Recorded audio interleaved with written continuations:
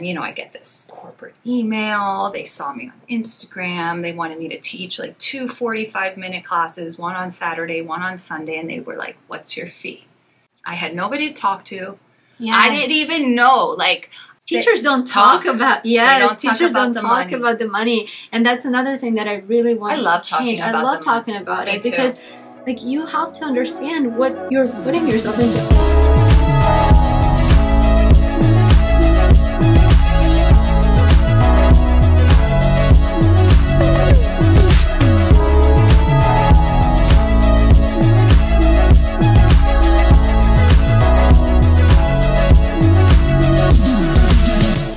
Guys, I'm so excited. This is episode 2 of Yoga with Alina, the Coffee Break podcast, and I'm here with Jennifer. She is a fellow yoga teacher, and we have a very interesting history of how we've known each other from Instagram for years now, and we wanted to meet for coffee for years now, and this is the first time we're actually meeting for coffee, so cheers to that. Cheers. Finally. And yes, first I'm just gonna turn it over to you so that you can kind of introduce yourself really briefly, and then we'll chat more. Okay. We'll chat a lot. Well, thank you for having me. It's an honor to be here on your podcast. My name is Jennifer Ursillo, aka Tribe Vinyasa. I am a Miami-based yoga teacher and also personal trainer. I've been teaching yoga for over 8 years. I've been personal training for over 2 years now, maybe 3. But I'm based in Miami, but I travel a lot. And I travel a lot to Italy.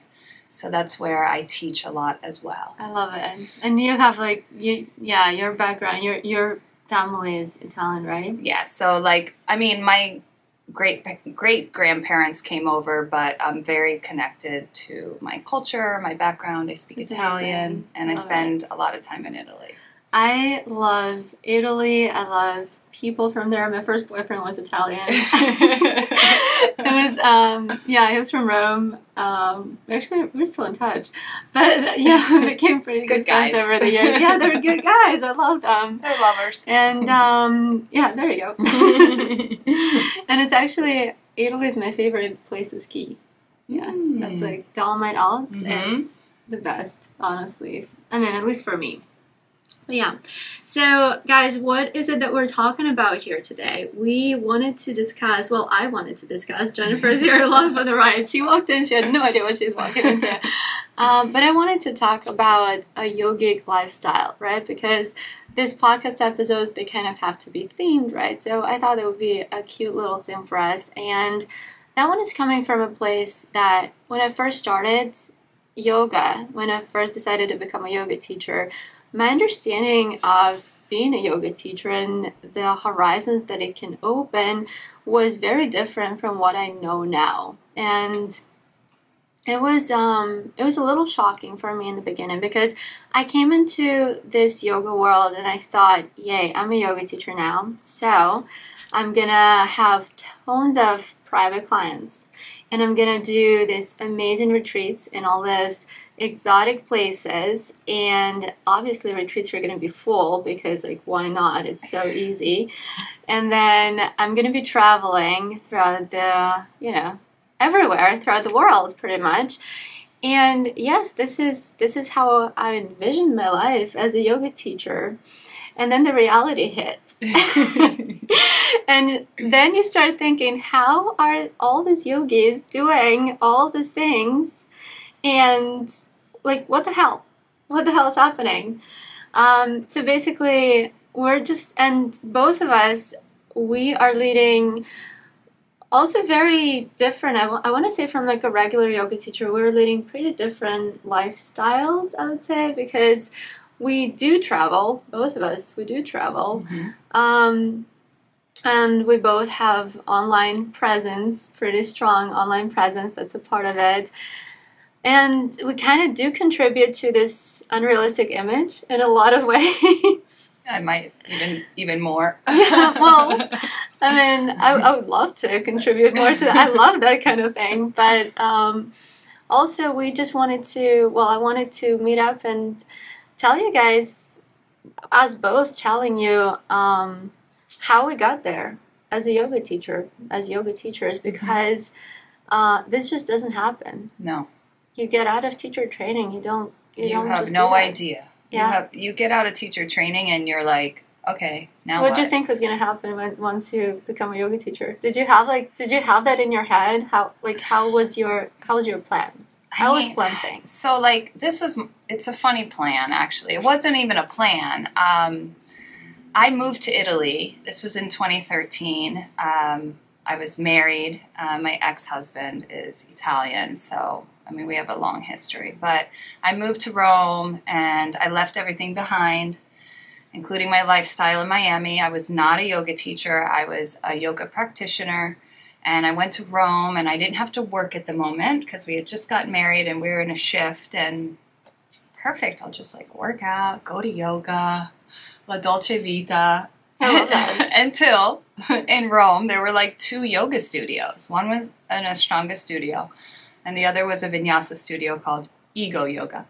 And I didn't fit in either studio. Ego? Like Interesting.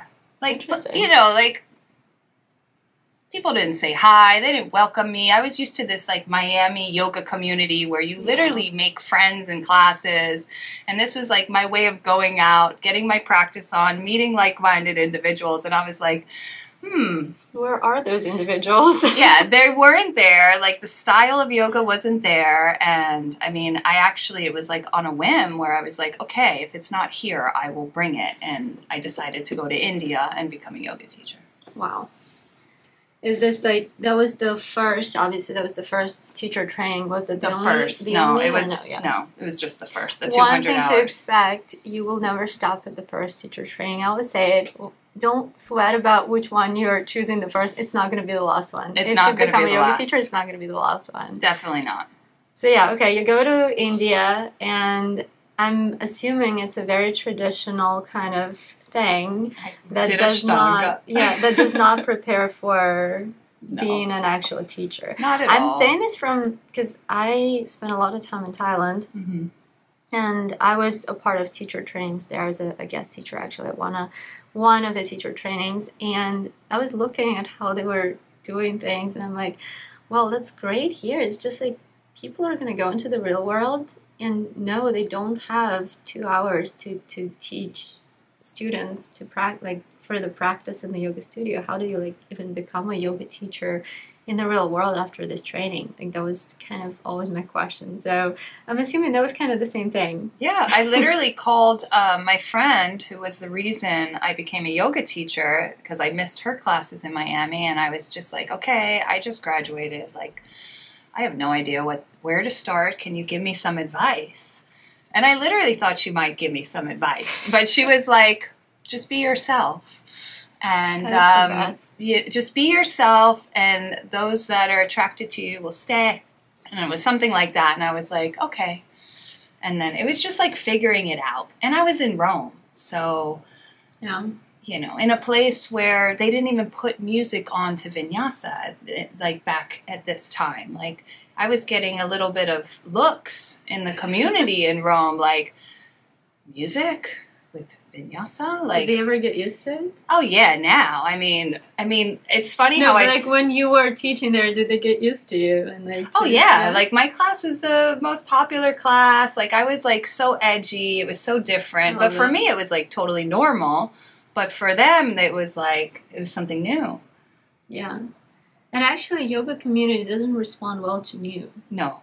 And to new teachers, to new style, it's supposed to be a very open-minded community, but in a lot of ways it was another thing that it was kind of unrealistic expectation when you're going in and you expect something to be different from the rest of the reality, but the truth is it's the same people, and they're not super open-minded to newer teachers. That's for sure. It's true. Yeah. It's true.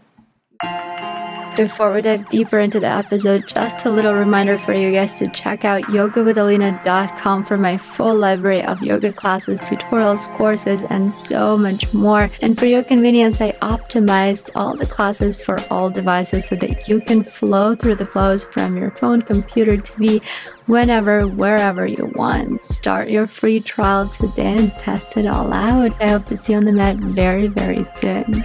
Let's dive deeper into the episode. I'll be honest, like, I don't just practice with any teacher. Same. You know, for me to go to someone's class in Miami, I have to have a lot of respect for you. Well, I barely do. I go to very few. I could probably count them on my fingers, like 1, 2, 3 teachers that I practice with in Miami. I have a couple of teachers online that I practice with, and that's pretty much it. Miami is like 2 people. Yeah. Literally. It's too risky, though. It's risky. Sometimes. It is risky. Sometimes I go into class, and I'm the type of person, like, I go to a class, if I go to a person's class, I trust the person. I'm going to try whatever they're giving me. And even if in the moment I think this is total bullshit, I'm still going to do it because I'm like, well, you know what? Maybe there's something behind it. Because I've had that before. I could never understand, like, anyways, like this part of the sequence that a lot of teachers use. And probably in my 3rd year of teaching, one of the teachers actually explained it so well to me that I understood. I never really adopted it because I still don't agree with it. Mm-hmm. But I understood. I'm like, that makes sense. That makes so much more sense. So I would always do whatever teachers are offering. Like, I'm going to try it at least once. But so many times I come out of class and I'm like, my body's hurting. Like, I just know that my vertebrae were not happy after what I just did. And there was no purpose behind it. So I know it's a bummer. Yeah, it is. But I mean, there's like a million gazillion teacher trainings out there. And some of them are like a week long. Yeah. No. That is crazy. It is. And that's kind of, I feel like that's the reason why they're so popular, because people look at yoga teachers and they think about glamorous lifestyle. They do. And so many people want that lifestyle. And they just think that this is their gateway into traveling, or this is their gateway into, like, meeting, I don't know, someone, or, I don't know, something along those lines. Or working with brands. Or Yes. It's really not. It's not. It's really, work. There's a lot of work. How long have you been teaching? I've been teaching since, 5 years now. Okay. Yeah, I've been teaching 5 years. But I spent the first time, like, after my first teacher training, I started teaching literally the next day. And that first year, I took 2 more teacher trainings. And they were like 300, both of them. So I studied a lot. I was taking classes. The first 2 years of teaching, I was taking classes like crazy. This was in Miami? Yeah. Well, it was Fort Lauderdale, Miami, and the other teacher trainings were actually not in Miami. My first one was in Boca, but the rest of them were not. They were out, actually out of country. But you're saying Thailand. One off was in Thailand, and that's a whole other story. Yeah. I mean, I think it's important when what's the reason that you want to become any sort of teacher is to teach. Like, not everybody is a good teacher. It doesn't matter. It doesn't matter what kind of yogi you are. No, it could be like any discipline though. Like, not everybody is cut out to be a teacher. Like, you have to have a lot of passion, like, for teaching, right? It's not about showing. Explaining. You have to cue. You have to, like, a good teacher doesn't even need to demo. I mean, it's their voice and their cueing. I tell this to a lot of people, and students don't understand it. Students think that if a teacher shows and talks, this is a hard part, and that this is... But the truth is, when we just show and talk, we just describe what we're doing. This is super easy. And the quality teacher is going to be able to... If you go to any super old school... I don't know, yoga studios or something, teachers are not going to be showing anything. And that's the reason why a lot of students don't like it. But as a yoga teacher, I know how much effort actually is going into that, and I respect it so much because it's actually hard. It is. Just imagining the whole thing like in your head, and being able to cue without showing.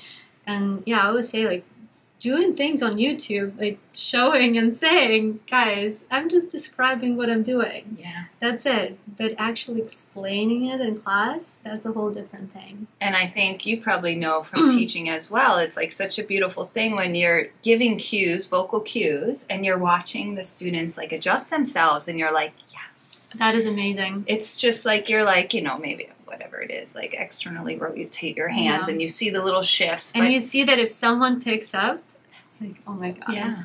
But also, yeah, when you say something and people are just completely ignoring you, and you just stand there.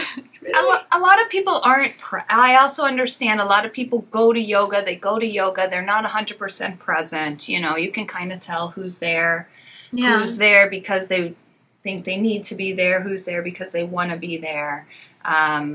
So I tend to just, you know, I cue to the room and we can understand. It was one of the things that when I first started teaching, I thought that everyone was hating me.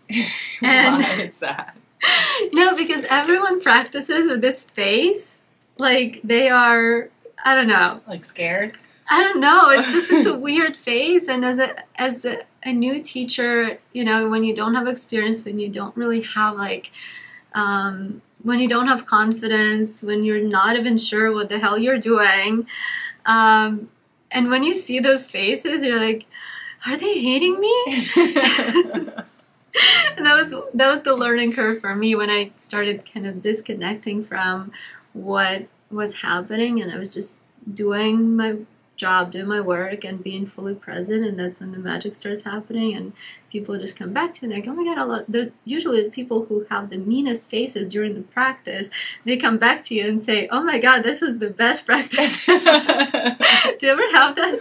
I do sometimes, or even some classes where I feel like I didn't teach that great. Afterwards, people are like, wow, that was like amazing. And I'm like, ooh, I felt like that was like a low performance for me. But yeah, but it's usually about, I say it a lot, we teach the same poses. All yoga teachers, we have the same poses. Yeah. We don't really have that big of a variety. The difference is the energy that we bring to the table. And some people click with it, some people don't click with it. And if people don't click with it, that's okay. That's okay. You just move on. Exactly. Yes. And there's a yoga teacher for everyone. Definitely. And it changes in life for your practice. Yes. You know, our practice evolves. That's one thing. I tell this to my students a lot. You can't stay with the same teacher all the time. No. You have to switch it up. Yes, you do. And it's outside the comfort zone. It's scary. Yeah. At least we were just talking about how we don't like to practice with new teachers. I know. We have to do it. But yeah, that's so important. No, I try to like check out new teachers here and there. I'm not doing it at the moment. I mean, I just got back to Miami because I was gone for a while, but so I'm more in my comfort zone. I'm going to a class tonight. Yeah, great class. I'm excited to go with a great teacher. That's amazing. I'll tell you after. Yes, who. you'll tell me after. But yeah, I'm excited. I'm going to a workout after this. So. Oh, nice. Yes. At Equinox? No, solid core. Oh, nice. Pilates. I do tremble. Yeah, I know. I mean, they're pretty much the same. Yeah, We'll the mega formers. Yeah, it's like Jatsa, solid core, and tremble. Yeah. There you go. We're advertising you guys for free here. and another thing, I mean, I tell this to my students. I mean, you can't just do yoga. A lot of people come to me and they, I mean, I've been an athlete my whole life, and yoga for me has never, not one day has yoga been a workout for me. I've always had a athletic background, and that will always be my workout. Same. And I always tell my students, like, yoga's not enough. Like, you gotta do more. You have to do other. Yoga is not a workout. Yoga is for your mind. It's gonna keep your body. Here's the thing: like, people ask me, is yoga going to give me muscles? No, it's gonna keep your body in check. It's gonna tone your muscles. It's gonna work on your mobility. And I want to focus more on mobility, by the way, not even flexibility or strength or whatever. Those are all party tricks. Splits and handstands, those are party tricks. But mobility is actually the real deal. but no, it's not really going to give you like big muscles. No. Those are coming from a different place. Or a six-pack. Yeah, it's not going to do that. Six-pack is not yoga. And like, but that is like, no, it's not happening through yoga, by the way. Definitely not. Just throwing it out there. Okay, so I have this question for you. How did you get to be a traveling yogi? Like, how did you start traveling with yoga? So, as I mentioned before, I started teaching yoga in Rome, Italy. So, you know, I came back from... You were already kind of traveling. Yeah, I was already... For people who are in Miami, you were already traveling. I was already, you know, I was living there. So, I went back to Rome, I started teaching, and, you know, it was like, I was very humble. I mean, my mission was very clear. It was to create community. That's why my name is Tribe Vinyasa. The whole passion behind my project was to offer yoga that I fell in love with, to connect people. So long story short, fast forward, I mean, after like a year, and I didn't know that many people. So I was doing like, we're talking Instagram 8 years ago. Then I started my own, my Tribe Vinyasa handle, right? Which is my yoga account now. But I was doing like yoga challenges, you know? And so like my thing was, I had a GoPro at the time, and I used to go and like, we used to do all my yoga poses like out in Rome. So in front of the Colosseum and the Vatican, this and that. And that started, Instagram was a different animal back then. I will admit it has totally changed. It's very hard to grow now, but that got me spotted by different brands. And so I started to work with brands in Italy, like Oysho and Wanderlust Italy and Ambrosie and different companies for content and events. And so I started teaching, headlining in Italian, speaking Italian. But I would always go back to Miami for like a month or 2 months and then go back to Italy. And it finally got to the point where I was like very successful. Like this was before COVID. I was even filming content. I mean, I remember, yeah. Like we were filming in the same studio. But even, so before that was before COVID too. That was before COVID. That was before COVID. That's right. We were filming in the same studio here in Miami. But before even coming back to Miami, because I moved back to Miami from Rome, I was already working with a brand out there, and I was filming yoga and fitness videos for them in Italian. And I mean, like I would go out to their city for like 2 or 3 days and like bang out like 12 videos. Like it was a lot. It was a lot. But it was crazy about the experience because I didn't know what was coming, you know, and then the online contact. I do a lot of things for experience, honestly. Yeah. And it was just like cameras, and imagine I'm speaking my second language. My second language is Italian. I didn't, you know, I don't speak it nearly as good as English. I make mistakes, and anyway. So my relationship ended, and I decided to come back to Miami. And it was like a hard decision for me because I had built my whole career in Italy, and I was like, should I stay? Like all the brand sponsorships I had, I didn't want to tell them like I was leaving Italy. I just told everybody I was going back for the season, which was always my thing. I'm going back for like every winter I was in Miami.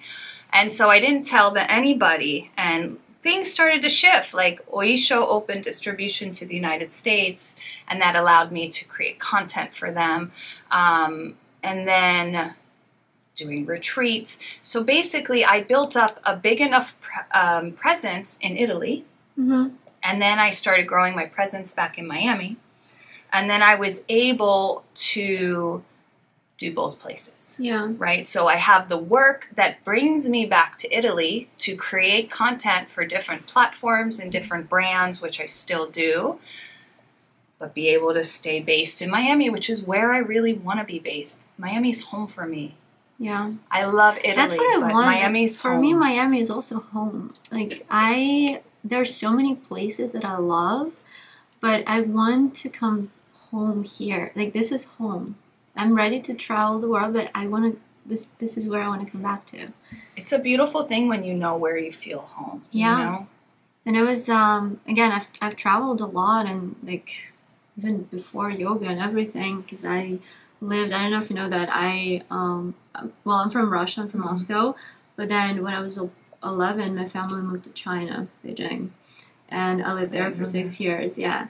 And then from there, that's when I moved to Miami. I went to the University of Miami, and then I stayed. That's how I ended up here. But obviously, like, throughout the years in China, I traveled a lot through Asia, and, like, this is how I know quite a lot about philosophy, even though I never got into, like, yoga or anything like this. I got into the philosophy part of it. Because, well, we were studying it at school, so they made me do that.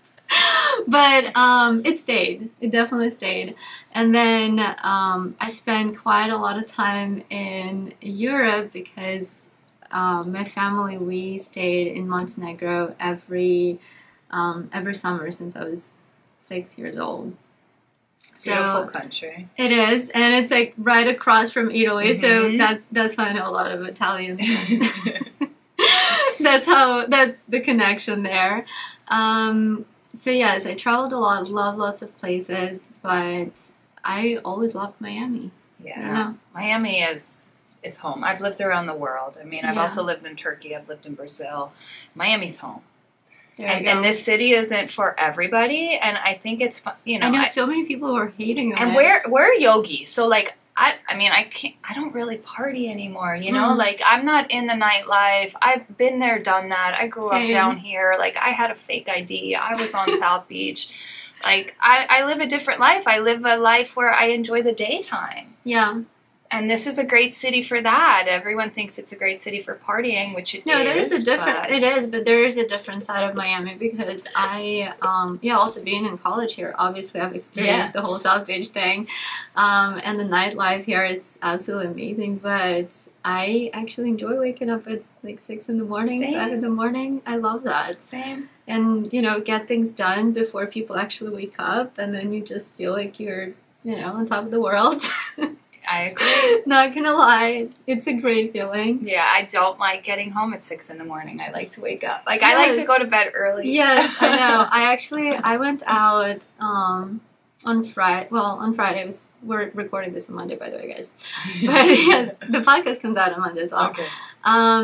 But yeah, I went out on Friday, and I was back home by, it wasn't even 1 yet, I think. I went out on Friday, too. I was home by 12:15. Oh, there you go. It was like dinner, and I was like, okay, I'm ready to go. There you go. Super easy. And, yeah, we're done. But, yeah, that's the routine now, for sure. It's a healthy city. We got great... It can be. Yeah, it can be. It can be. And I think any place, right? What you seek, you'll find. So if you're looking for a healthy lifestyle, it's here. If you're looking for a toxic lifestyle, it's here as well. Yeah. And again, the name of this episode is Yogic Lifestyle. And I've experienced so many different, I've seen so many different lifestyles that yoga teachers have. And a lot of people say, oh, I don't drink. And at first I thought it was a good thing. No, it's not. No, a balance in life. It's not a good thing, yeah. If you're looking for drugs, you'll find it. Yeah. If you're looking for, anything, you'll find it. And being a yoga teacher doesn't mean you're automatically healthy, mentally or physically. Definitely. None of that. And we both know, I think, quite a lot of people who are the opposite of the health. Again, both mental, physical, within this community. And I mean, I'll speak to that about like extremism, because I think in the yoga world there is a lot of extremism with being vegan. Have you been? I have been. Same. That didn't work for me. Same. The ahimsa, and I mean, when I did my yoga training in India, it was vegetarian, and I never felt worse in my life on that diet. I swear, I never felt worse in my life. And, I was pescatarian, I was vegetarian, and now I'm just like, I like to call myself like a flexitarian, a nutritarian. I eat what I feel like feels good for me. I eat meat, I eat fish, I eat vegetables, I eat fruit. All is good in moderation. I drink alcohol here and there, there's nothing wrong with that. And that's actually the problem begins when you start saying no to things, like strict, firm no for the sake of saying no. Like if, I understand people who are vegan for the animals. I wasn't. I was vegan for the sake of being vegan. Okay. And at some point when I realized that I want cheese, and I looked at at vegan cheese, and I'm like, you know what? This has nothing to do with health. This and health, separate things. Mm-hmm. So if I'm actually being honest with myself and I want to be healthy, I'd rather have the cheese. Of course. And that's how it's kind of started shifting for me. And same with, if you don't, I've had these periods in my life when I wouldn't drink for a long time. And then it ends up being actually going back to partying quite hard. And then when you just, when you party here and there, once in a while, you don't need to binge on that. And same with alcohol. I feel like with everything, with food, with, I don't know, I have this obsession with cheesecakes. So that's the first thing that comes to mind. Once I started actually eating the cheesecakes once in a while, I stopped eating the whole thing when I see it. So that's the health. Everything in moderation, including moderation. And yes, and yoga as well, and all this healthy routines thing, because for me, I realized that once something becomes an actual routine, I stress myself out so much not to break it that it becomes really unhealthy. It just stresses me out not to break the routine. Yeah. And it's great, even if the routine has been working for me. Once it brings you stress, don't do it. No. That's just not good. Yeah, if it doesn't feel good, don't do it. Yeah, and let it go. Another thing is a lot of people also becoming yoga teacher, fitness instructor, whatever. We start thinking we need to do this and this and this. No, if it doesn't feel good, don't. Mm-hmm. Just don't do that. Yep. Why? There's no point. I agree. Yes. So there's tons of yoga poses I don't do. Same. They don't feel good. I don't do them. I don't teach them. Yeah. And by the way, that's one thing. If I don't like something, something doesn't feel good to me, I'm never gonna teach it. Same. Until I figure it out. And if it starts feeling good to me, I'm gonna teach it, and I'm gonna explain exactly why it wasn't feeling good before. But yeah, that's one thing for sure. Just be honest, be real with yourself, with with people around you as well. So yeah, being authentic. People can tell when you're authentic. People can tell when you're real. Most people can. Yeah. And if they can't, whatever. We don't care about those people. They don't count. Yes, they don't count. We can. So that's a good thing. Yeah. So do you do any retreats right now?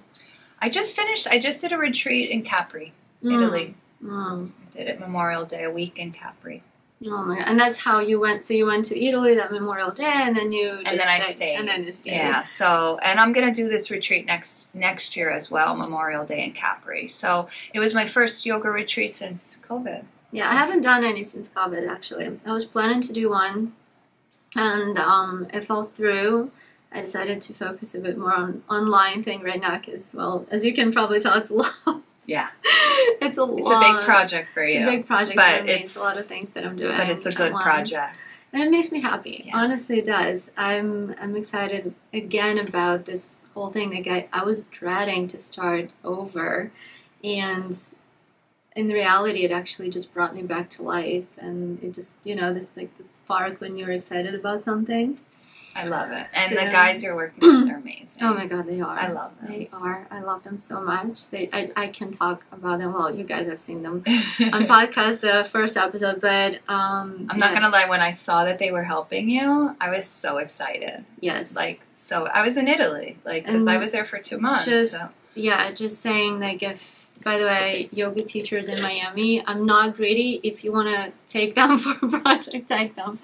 Because I'm already talking with them. You are? Yeah. That's amazing. I reached out to them when I saw that they were working with you. Amazing.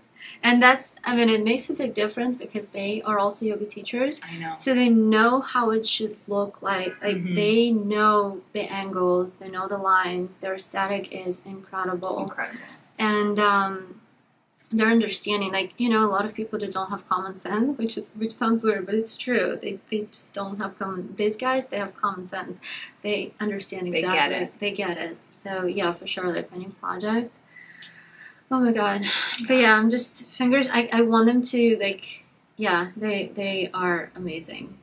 I want them all to myself, but also at the same time, I believe in I can't even get a meeting to sit down with them. It's pretty tough with our schedules, yeah.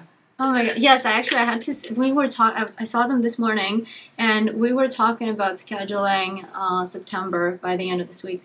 Yeah.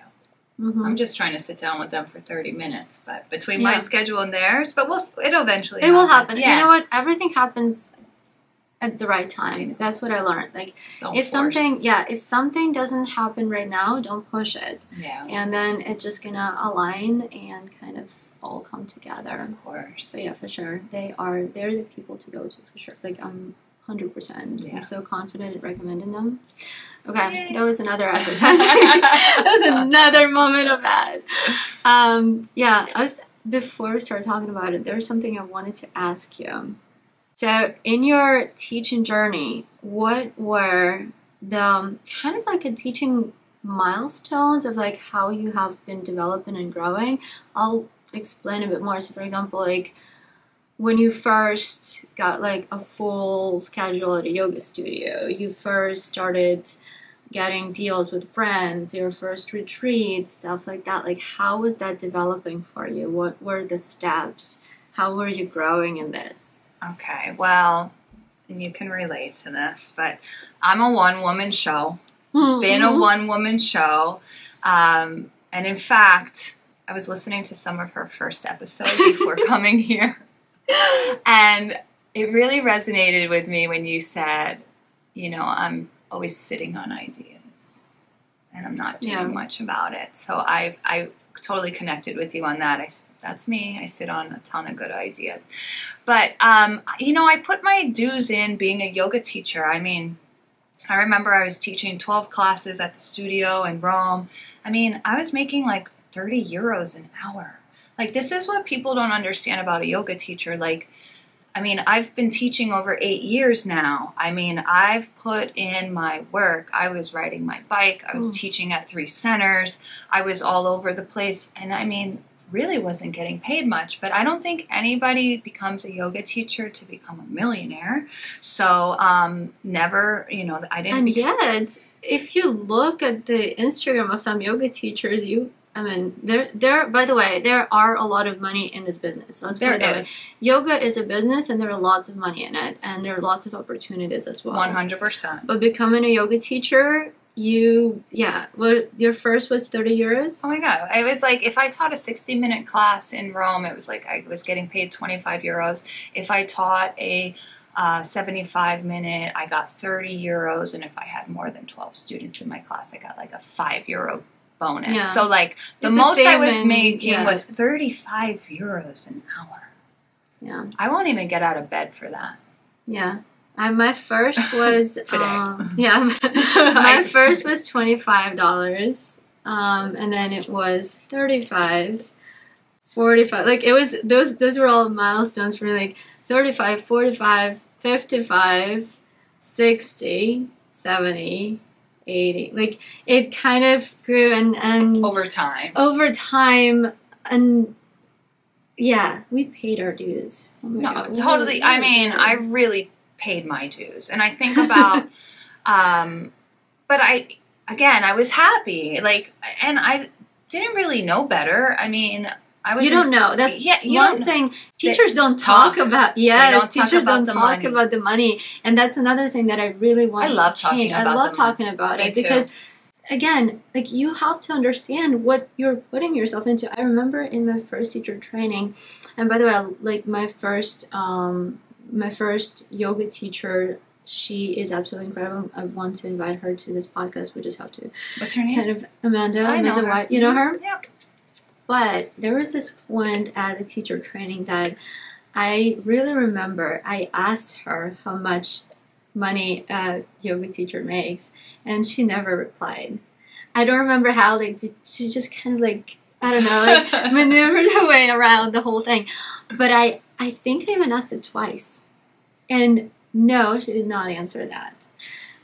I came, like, later, my later teacher trainings, I was studying from some people who were also very successful in this, in yoga world, and pretty well known. Some from Alo, some of them are from Alo moves and like that whole world. And some of them were very open about money conversations. That's when I realized, I'm like, I want to start this conversation as well. Yeah. Because people have to know. And that's the thing. It's like nobody talks about it. Nobody knows what's the going rate. Like, what are we worth? You know, like studios definitely don't pay what we're worth. Small studios don't have, definitely, especially like smaller yoga studios. The gyms, like where, you know, like Equinox or like for me like Anatomy, they pay higher. I know because it's corporate. Because it's corporate. But again, it's still like, in my opinion, I mean, 30 euros an hour, like, yeah, that was like really low. That's cardio. Like really low, like, oh gosh. Yeah. Yes. Yeah. How does a yoga teacher afford to travel and work? And then if you leave, here we go back to this lifestyle, right? Like, if I go away, I'm not seeing clients. I'm not teaching. I mean, I taught a yoga retreat in Capri. I'm not going to lie. Like, what I made during that 1 week is more than most yoga teachers make in a month, you know? So I'm able to stay. I'm able to have a holiday after that. Nowadays, I teach mostly privately. But also, well, that's the same for me. But also all that, right? We pay, again, I'm circling back to that. We paid our dues. Like, that's how you start, though. Yeah. You can get to the point where you're making all this money from the retreat, and like when you're getting all these private clients, and you have to first go around for 30 euros or $25 or $30 and do those, you know, teach those classes. And get the experience of being a teacher. And through that, then you might get to the point, if you don't burn out, you might get to the point where you actually get to experience the freedom of this, you know, the luxury yogic, yeah, like whatever lifestyle, the fun part. But how many people actually get to that point? Most are just burning out. You know, I was talking with somebody. It was like last year. I did a training in Austin, Texas, and I had met this guy, and he's the owner of like a yoga brand, and he was talking to me, and we were talking about money, and we were talking about, you know, I was being honest about like the money I make. And he said, you realize you're in the top 1% of yoga teachers. Yeah. And it made me, you know, it hit. And I was like, wow, I am. Like the lifestyle, like everything I do, but nobody looks at like all the 8 years that came before this, like all the hard work, like it all accumulated to where I'm at now. But not just that, and this is what I like about you too, Alina, it's like, it's the business mindset. Like, I went to school for international business and trade, like public relations. Yeah, I'm an entrepreneur, like more so than a yogi. So like for me, like yoga business has always been a thing. Like I was always like, okay, I'm doing all these classes. Like I remember the first, this is a good one. This is an important one. So the first time Oysho reached out to me to headline Race for the Cure in Rome, which is Susan G. Komen, huge event in Rome. They were the main sponsor. And, you know, I get this corporate email. They saw me on Instagram. They wanted me to teach like 2 45-minute classes, one on Saturday, one on Sunday. And they were like, what's your fee? Now, I had nobody to talk to. Yes. I didn't even know, like, what to say. Like, and now I was already teaching yoga. This was like 2016. So I was already teaching yoga 2 years. And I was just like, I don't know. I didn't want to like lowball myself, and then I didn't want to highball myself, and then they went with somebody else. I didn't want to, and then I just thought, oh God, like, well, you can all laugh about this, but I charged them 250 euros for those 2 classes, which imagine I was making 30 euros an hour. Now here I'm teaching 2 45-minute yoga classes, 250 euros. The next year I charged them for the same event, 1,500. Good. Because in that year, I realized, 1, I realized my power, right? I realized that, like, I had a lot of confidence. Like, I was doing my trainings. I did my 300 hour. Like, I became an ambassador for them. But also it's, and I see it in my private classes, because obviously the price of a private class has grown over the years. Mm-hmm. But, you know, you can name a price, but if you're not really feeling that, if you're not really confident in yourself for that price, it's not going to work. No one is going to pay you that. And yes, it takes time to become confident enough to ask for that. And it's hard. Like, it's also like a relationship with money, you know, like having, you know, being able to ask. I mean, there were times when I was like, I mean, that taught me, like, the $250 got me in the door, and then the next year, but I had a whole year to up my price. You know, every year it was like, what's your fee? And my fee just kept increasing. But I think the more you talk about money, the more you make money. Yes. It's an energy. That's you know? money's the energy, yeah. That's one of the things, for sure. And so yeah, basically to create this, like, I think that's actually a great point that I want to make, and maybe even like finish this episode with this. If you want a certain lifestyle, create it for yourself. It's not, if that lifestyle is portrayed by a yoga teacher, it doesn't mean that you have to become a yoga teacher to have that lifestyle. Agree. Because yoga teacher is actually being a teacher. And then whatever all these extras and all this fun stuff that we're doing comes not from being a yoga teacher, it comes from being an entrepreneur.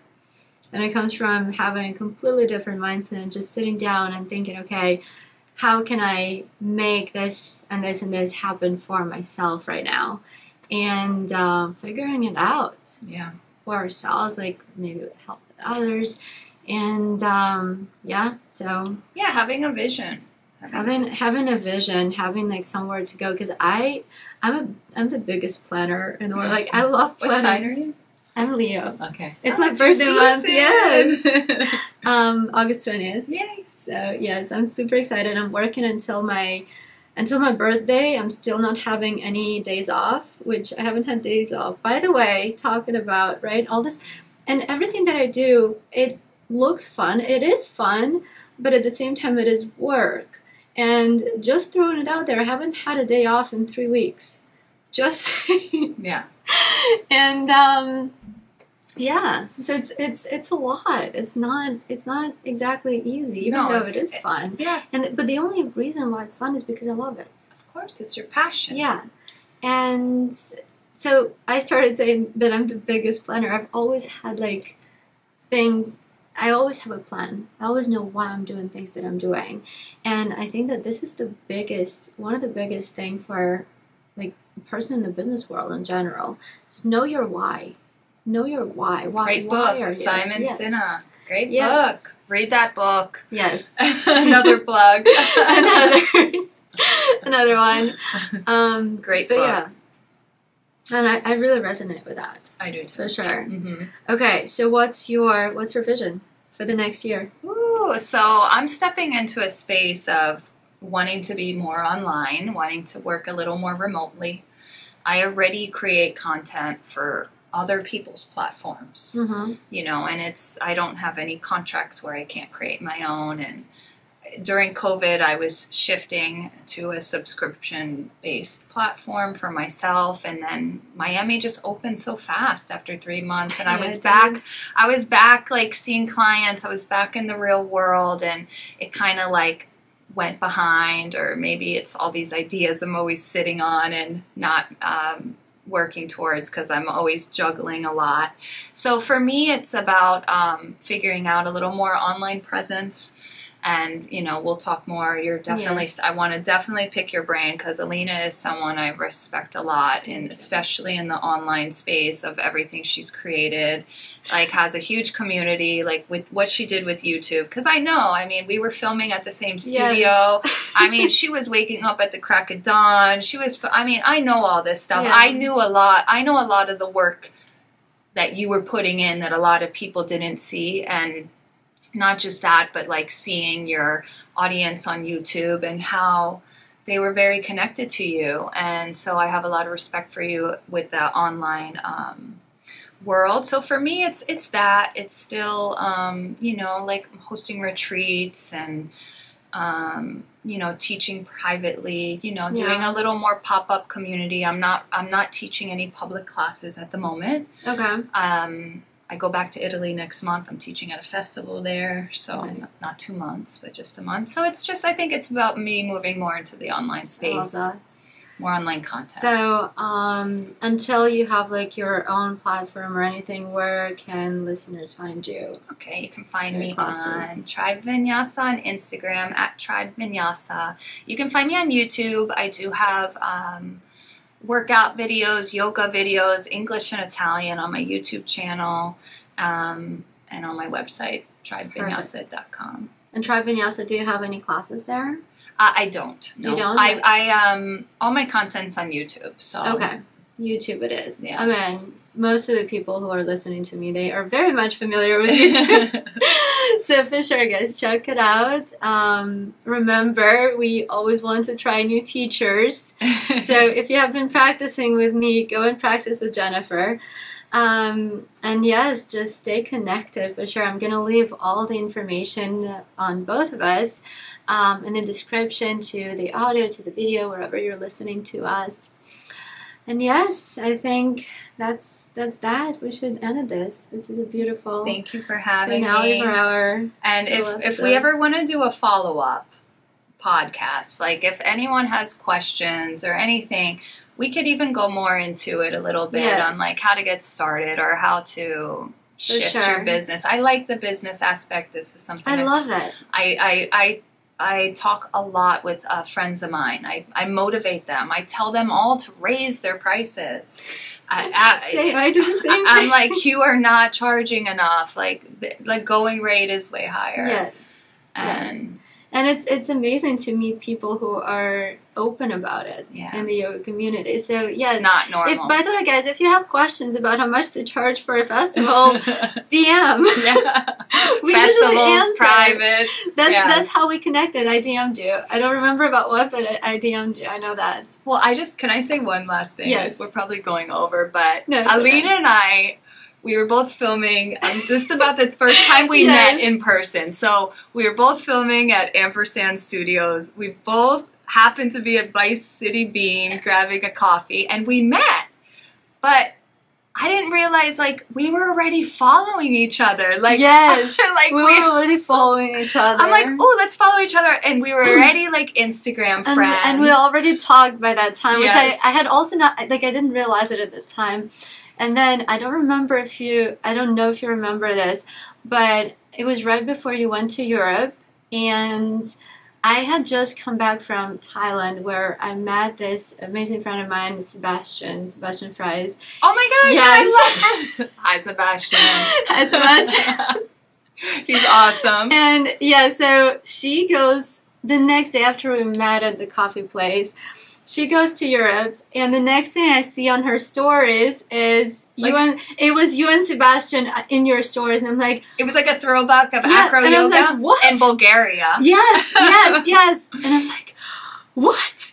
And I texted him like, how do you know each other? He's like, how do you know? We live in Miami, at least like the Yeah. same city. How do you two know each other?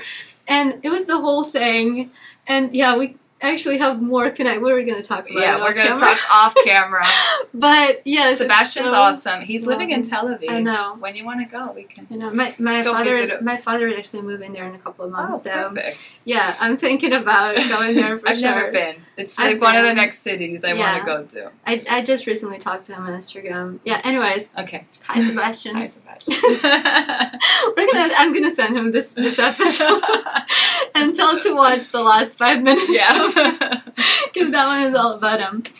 All right. Well, thank you guys so much for listening to us. Hopefully you enjoyed it. Hopefully you had fun. I know I did. Thank you so much too. for joining me Thank for you this for one. having me. Thank you for the matcha. Oh, you're welcome. Yes. And yes, thank you. I'll see you guys in the next episode. Have a beautiful day.